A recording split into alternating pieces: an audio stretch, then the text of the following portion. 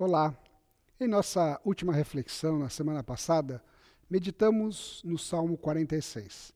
Hoje eu gostaria de refletir com vocês no Salmo 1, que é uma espécie de introdução para os 150 salmos que compõem o livro. Como eu já disse, os salmos são poemas que eram cantados pelo povo de Deus em diversas ocasiões. Além de ajudarem as pessoas a expressarem sentimentos e emoções, eles também apontam para a sabedoria de Deus, revelam a grandeza do nosso Criador, a majestade e o poder de Deus e nos ensinam a andar nos caminhos do Senhor. O Salmo número 1, o Salmo 1, diz assim: Bem-aventurado o homem que não anda no conselho dos ímpios, nem se detém no caminho dos pecadores, nem se assenta na roda dos escarnecedores.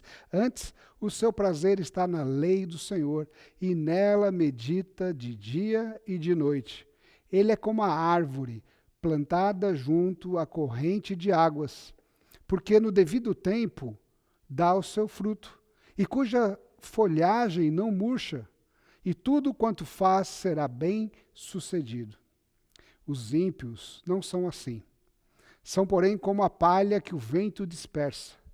Por isso, os perversos não prevalecerão no juízo, nem os pecadores na congregação dos justos, pois o Senhor conhece o caminho dos justos, mas o caminho dos ímpios perecerá. Vamos orar. Senhor, fala conosco através dessa meditação, para que possamos entender a Tua palavra para nós e a Tua vontade. Renova a nossa fé, renova a nossa motivação, para que possamos prosseguir, caminhando juntos contigo, no nome de Jesus. Amém. Desde criança eu ouço um ditado popular que diz assim: a gente colhe o que planta. Mas você já percebeu que a gente colhe sempre numa proporção muito maior do que a gente plantou? Por exemplo, um grão de milho plantado pode resultar num pé de milho com 3 espigas. E cada espiga produz cerca de 500 a 800 grãos de milho. Ou seja, um grão de milho plantado pode produzir de 1.500 a 2.000 e poucos grãos de milho. Desculpe-me os agrônomos, caso eu esteja falando alguma bobagem, mas você entendeu qual que é a ideia aqui, né? A gente colhe o que planta, só que numa proporção muito maior. É claro, todo agricultor, depois que planta, precisa contar com as boas condições climáticas do tempo. Mas se não plantar, não vai colher. E se plantar, vai colher muito mais do que plantou. Este princípio se aplica também ao que plantamos em nossa vida. Os caminhos que escolhemos através das nossas decisões, posturas, atitudes em relação às pessoas, ao trabalho, ao estudo, à profissão e principalmente à nossa vida espiritual. O Salmo 1 fala de 2 caminhos bem distintos cujos resultados, destinos finais são bem diferentes. O primeiro é o caminho dos justos, versículos de 1 a 3, que diz assim: Bem-aventurado o homem que não anda no conselho dos ímpios, não se detém no caminho dos pecadores, e não se assenta na roda dos escarnecedores. O salmista, nesses versículos, deixa claro que o caminho do justo é bem diferente do caminho dos ímpios, do caminho marcado pela impiedade, pelo pecado e pelo escárnio. O caminho dos justos parte de uma decisão correta, de evitar o caminho dos ímpios, cortar o mal pela raiz. Por isso, o justo será, segundo o salmista, bem-aventurado, que significa feliz, abençoado. É interessante notarmos a dinâmica que leva alguém a percorrer o caminho dos ímpios. Perceba nesses versículos 3 verbos que apontam um movimento em direção à desgraça: andar, deter e assentar. Ou seja, o caminho que leva ao desastre é um movimento que se inicia de forma despretensiosa, através de uma aproximação, mas que vai se aprofundando a cada passo até chegar à destruição.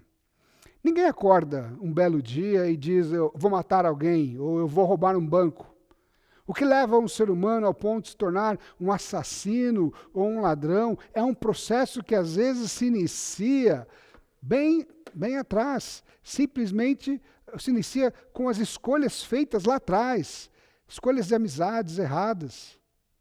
Ninguém, por exemplo, que é em sã consciência, né, num casamento, acorda num belo dia e diz, hoje eu vou trair a minha esposa, vou trair o meu marido.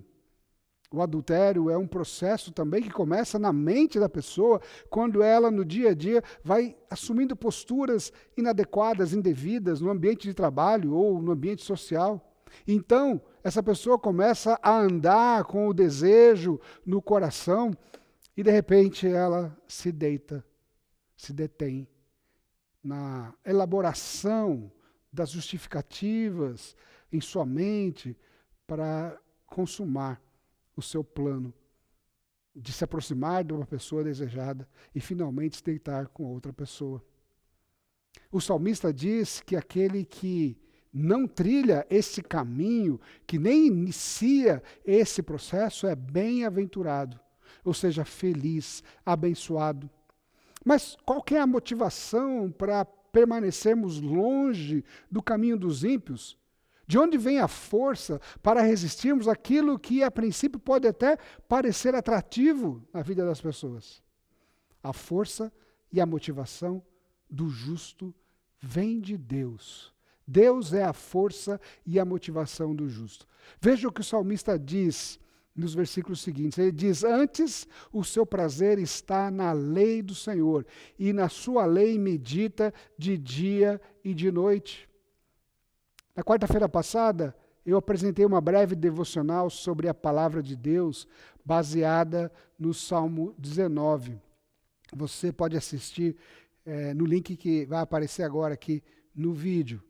O Salmo 19 apresenta 4 virtudes da palavra de Deus, que resultam em 4 bênçãos. O salmista diz que a palavra de Deus é perfeita e restaura a alma. Ela é fiel e dá sabedoria aos simples. Ela é reta e alegra o coração, ela é pura e ilumina os olhos. Mas, infelizmente, muitas pessoas ignoram a palavra de Deus. Alguns acham que no mundo em que nós vivemos, por ser tão diferente daquele retratado na Bíblia, as Escrituras já não se aplicam mais à nossa sociedade. Não é à toa que vivemos dias tão difíceis, pois quando a criatura ignora a palavra do Criador, as consequências são desastrosas. A palavra de Deus, ela nos fortalece e nos ensina. Ela enche o nosso coração da presença de Deus e evita que caminhemos pelo caminho dos ímpios. Quando plantamos a palavra de Deus em nossos corações, colhemos as bênçãos de Deus em grande medida.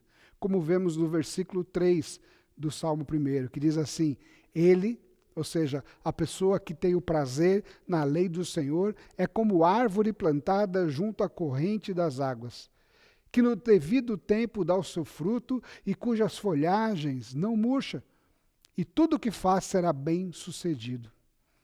Assim como a colheita acontece no devido tempo, os justos, no devido tempo, frutificarão e serão bem-sucedidos. No tempo de Deus, que é eterno e que dura para sempre, os justos irão usufruir das bênçãos que plantaram através das suas escolhas e opção pela palavra de Deus. Mas e o caminho dos ímpios? Quais são os frutos no final da colheita para os ímpios, para aqueles que rejeitam a voz de Deus? Veja o que diz o Salmo 1, versículo de 4 a 6. Ele diz assim, os ímpios não são assim como os justos. São, porém, como a palha que o vento dissipa. Por isso os perversos não prevalecerão no juízo, nem os pecadores na congregação dos justos, pois o Senhor conhece o caminho dos justos, mas o caminho dos ímpios perecerá. Segundo o Salmo, o caminho dos ímpios, por mais que possa parecer vantajoso no presente, é como a palha que se dispersa no vento, ou seja, seca e não serve para nada e se espalha com o vento. Ou seja, não sobra nada. Os ímpios serão julgados e condenados pelos seus atos de impiedade, injustiça e pelo fato de terem rejeitado a Deus. Essa é a colheita que lhes aguarda. Por isso que a ênfase do Salmo é que o justo é bem-aventurado. Mas a pergunta que nós devemos fazer agora, para concluir essa reflexão, é: mas quem são os justos? Os justos não são pessoas perfeitas, mas aquelas que foram lavadas no sangue de Jesus. Aquelas que têm o prazer na lei de Deus. Aqueles que reconhecem que são pecadores e se aproximam da cruz arrependidos e se prostram diante daquele que perdoa pecados. Aqueles que têm a coragem de dizer não ao convite dos perversos, de dizer não ao caminho dos ímpios, aqueles que, assim como o agricultor, esperam a hora certa da colheita. Os justos são aqueles que caminham com Jesus nessa jornada da vida. Aqueles que florescerão e darão seus frutos no devido tempo. Aqueles que ouviram o chamado de Jesus, ouviram a palavra de Deus e que ouvirão do próprio Jesus na eternidade: vinde benditos de meu Pai, recebam por herança o reino que lhes foi preparado. Que diante dos caminhos que surgem na nossa vida, possamos sempre escolher o caminho dos justos, o caminho daqueles que andam de acordo com a palavra de Deus. Faça da palavra de Deus a sua regra de vida, de fé e de prática. Em nome de Jesus. Amém.